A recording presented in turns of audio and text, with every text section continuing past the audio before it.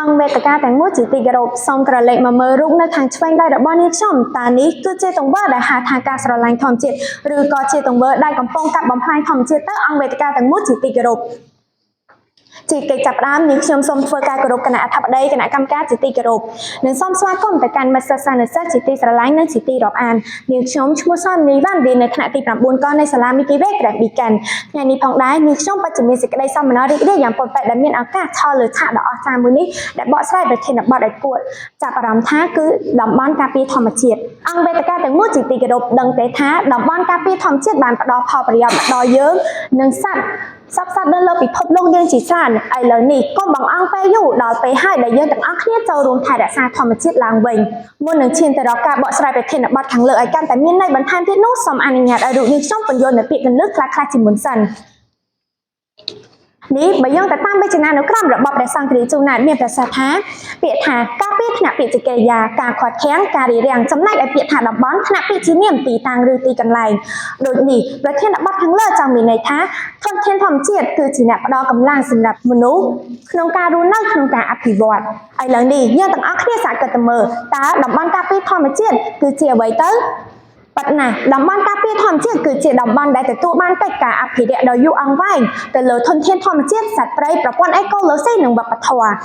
ជាក់ស្ដែងអង្គការសហភាពអន្តរជាតិ IUCN បានបង្កើតប្រព័ន្ធចំណាត់ការទៅលើពិភពលោកយើងស្ទើរតែ 12% តែម្ដងក្នុងការអភិវឌ្ឍតំបន់ការពារធម្មជាតិនៅប្រទេសកម្ពុជាយើងពិតជាមានសារៈសំខាន់ណាស់ក្នុងការអភិវឌ្ឍជីវៈចម្រុះប្រព័ន្ធអេកូឡូស៊ីសំដៅទៅលើការចូលរួមយ៉ាងសកម្មនិងសេរីភាពបើយើងក្រឡេកមកមើលតំបន់ឧទ្យានជាតិនៅប្រទេសកម្ពុជាយើងវិញមានដូចជាតំបន់ឧទ្យានជាតិ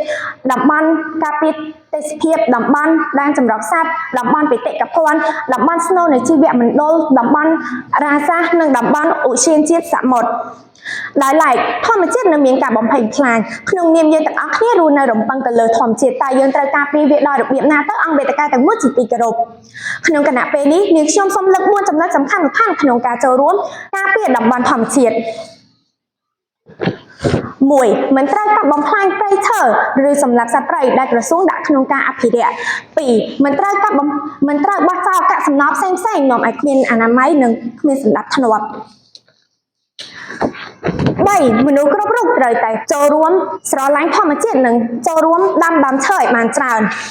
4យើងទាំងអស់គ្នាត្រូវតែគោរពតាមគោលការណ៍របស់រាជរដ្ឋាភិបាលដាក់ចេញនៅគោលការណ៍ក្នុងការអភិវឌ្ឍតំបន់ការពារធម្មជាតិ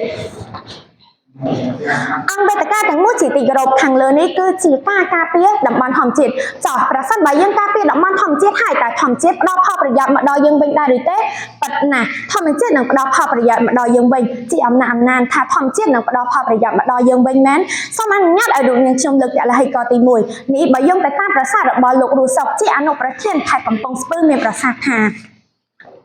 នៅតំបន់ឧទ្យានជាតិគិរីរម្យបានទទួលភ្ញៀវទេសចរប្រមាណ 50,000 នាក់ក្នុងមួយថ្ងៃនេះបើយើងទៅតាមព័ត៌មានចុះផ្សាយនៅថ្ងៃទី13ខែកុម្ភៈឆ្នាំ2021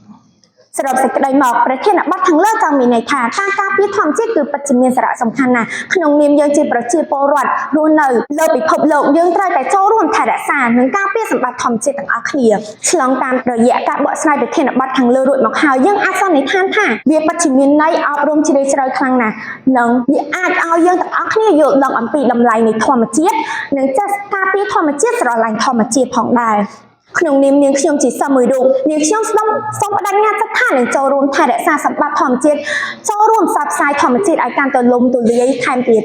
ជាចុងក្រោយនាងខ្ញុំសូមអរគុណគណៈអធិបតីគណៈកម្មការថ្នាក់ដឹកនាំលោកគ្រូអ្នកគ្រូនិងមិត្តសិស្សានុសិស្សទាំងអស់ដែលបានចំណាយពេលវេលាស្ដាប់ការបកស្រាយរបស់រូបនាងខ្ញុំតាំងពីដើមរហូតដល់ចប់នាងខ្ញុំសូមជូនពរអង្គវេទិកាទាំងមូលឲ្យជួបតែពុទ្ធពរទាំង4ប្រការគឺអាយុវណ្ណៈសុខៈពលៈកុំបីឃ្លាឡើយសូមអរគុណ